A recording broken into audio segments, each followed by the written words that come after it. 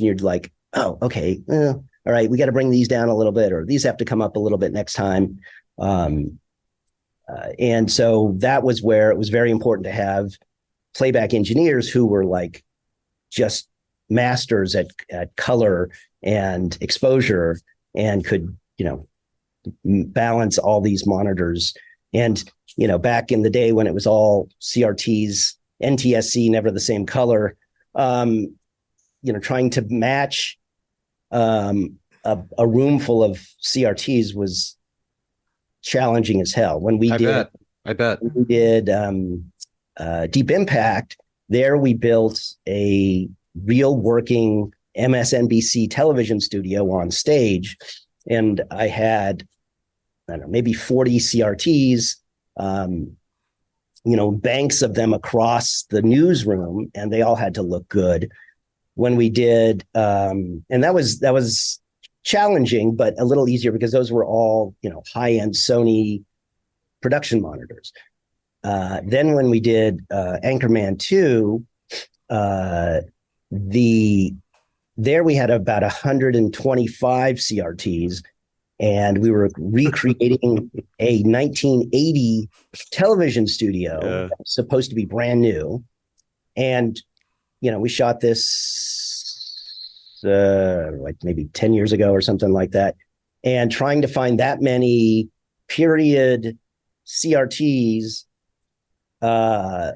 was challenging. Luckily, we were able to kind of pull together a lot. And then we also built bezels that we put over monitors to make them look like older displays. But there we had to like pull the covers off all these old CRTs and get into the little pots and try to like pull the, adjust the sizes because they start to scale weird over time. Right. And the colors go all wonky, and, you could never really get perfect with all this older, because, this one might have 1,200 hours and this one might have 60 hours. And, you have old components, and it's crazy. I mean, I could do a whole podcast just on the technology and all the different crazy stuff we had to do on Anchorman 2, because it was just nuts. Playing off that, you've worked with auteurs like Danny Boyle and Steven Soderbergh, one of my favorite filmmakers. You've worked with craftspeople like Stuart Baird and Mimi Letter. You want to comment on that one?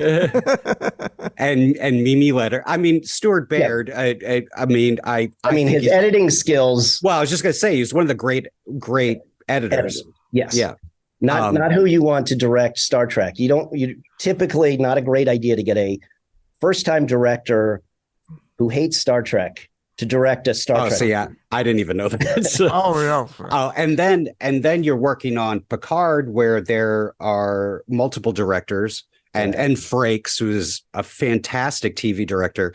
Yeah. How do you work with all? I mean, I know they're different projects, but how do you work with all of these voices and their different approaches?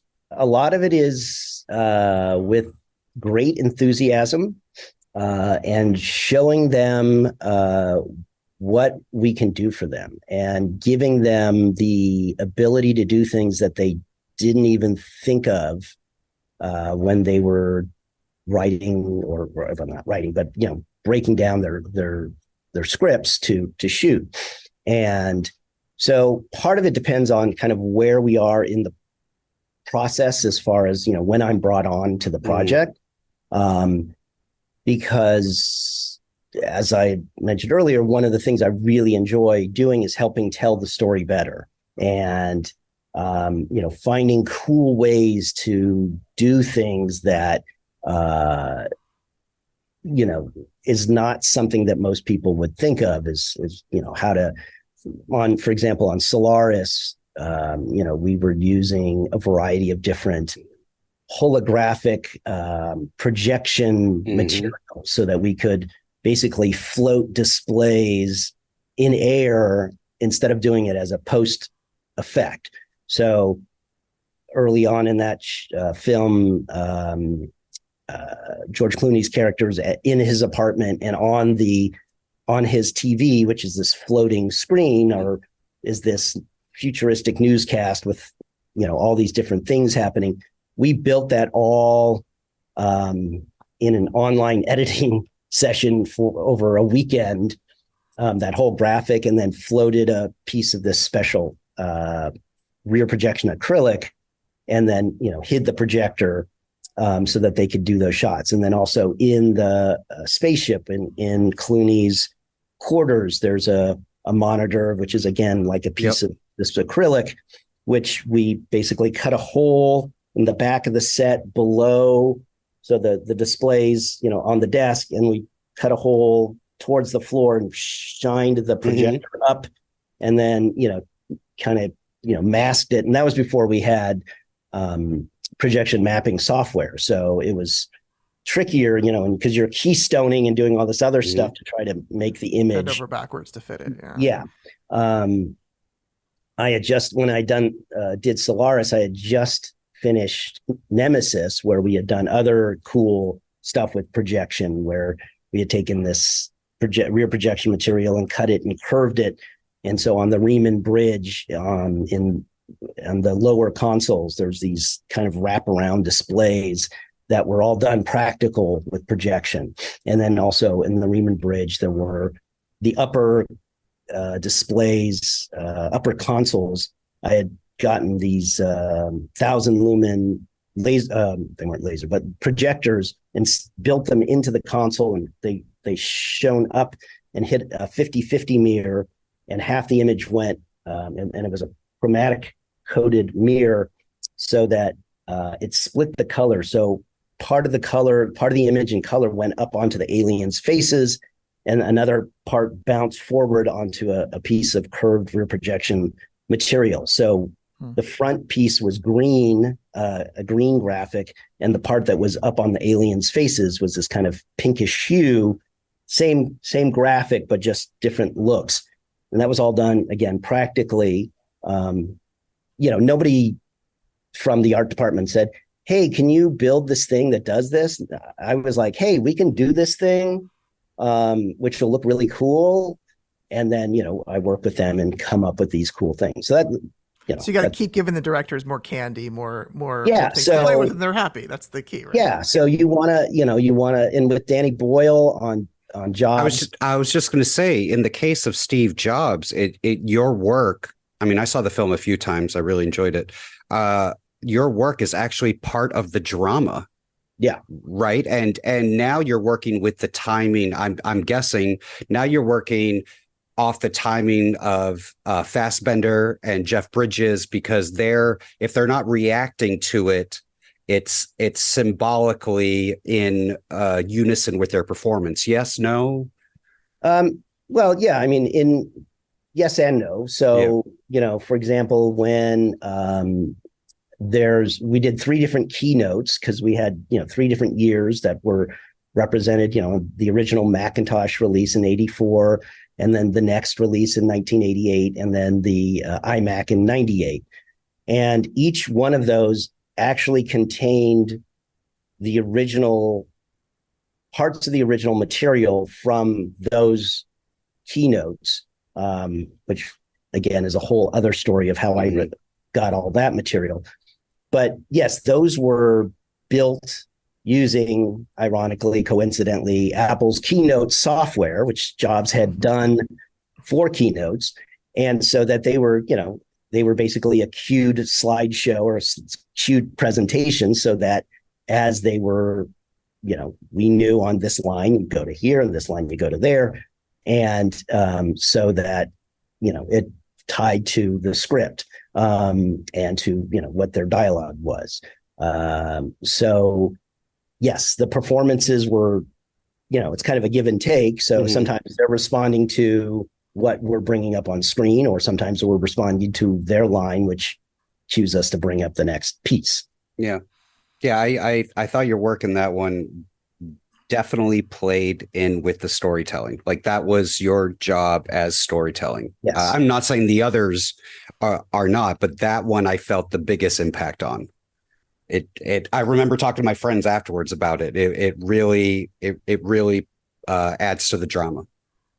Thank you. And it was the project itself had a lot of meaning to me. One, I grew up in Sunnyvale, and right next to Cupertino, and was there during the whole starting of Apple. Jobs and Wozniak both were students like 10 years before me at my high school. I had the same electronics teacher as them, and the same computer teacher. I took my first computer class with the IBM punch cards, in 1978, I think. And then the moving on into the launch of the Macintosh at Flint Center, at the back of Flint Center, and where we actually filmed parts of the movie when like Jobs is showing his daughter the Macintosh first time. That's where I went to film school, in those classrooms, like 25 years or so before that. So it was a bit of a mind F, because here I am, and I'd worked in the film department as a TA for about 4 years as well. And so, these were cement stairs that you had to walk 4 stories up, this little cement corridor. I had painted numbers on every step going up so everybody knew it's 78 steps or whatever it was.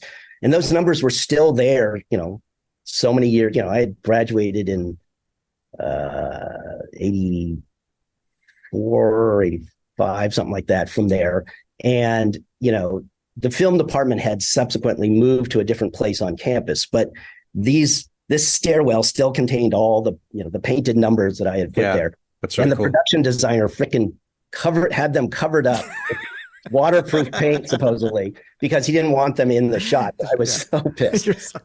But the working on that was cool, because I was able to bring the department chairman, who was semi-retired, Zach Elisha, I brought him to the set, and I brought him to our production office up in South San Francisco. And I introduced him to Danny Boyle, and, it was a really cool moment to be able to introduce someone who had such an, impact early on in my, learning filmmaking to here I am, all these years later, and I'm working professionally. And then also to work in the same building was just, and be on the same campus as, I'd gone and graduated from. And one of the cool things we got to do while we were shooting there was during one of our lunches, we went to the new film department and we did a seminar for the current film students. And so myself, Don Henderson, who was also one of the filmmakers on the show, who also was a De Anza graduate and friend of mine from way back then, also was there working on it. And we were talking to all the students, and then, halfway through, Danny Boyle came in and then, sat down, and, the students were blown away, because, there's 100 students getting to sit with Danny Boyle, telling them stories and things like that. So it was a really cool, opportunity to kind of give back to the place that it helped start my career. That's great. Don, I'll allow you to talk now. I was to say, Trevor, this is why I've been teaching part-time for all these years. So maybe one day one of my students will make it and do something nice for me just like that. So this is it keeps me going after all these years. Could you maybe talk about a little bit about the unique stresses of your job? Because, you talked about having to, create things or invent things, or like up to the last second, you know, that's pretty stressful. I mean, that seems to be right up there. How do you manage it? Does it go bad? Is it old hat at this point? Yeah. The stress of it is, there's always stress involved in anything that you're doing on a set. And, the example I always give is when, people are doing, I'm like, if you're at work and you're in a meeting and you have to do a PowerPoint presentation and something doesn't work right, that could be a little stressful. I'm like, okay, imagine you're having to do that, but you're on a set with all these expensive actors, highly paid actors, an entire film crew. Where time is money. Yeah. And 50 extras, and something stops working. and you have to tell them, hold on, this is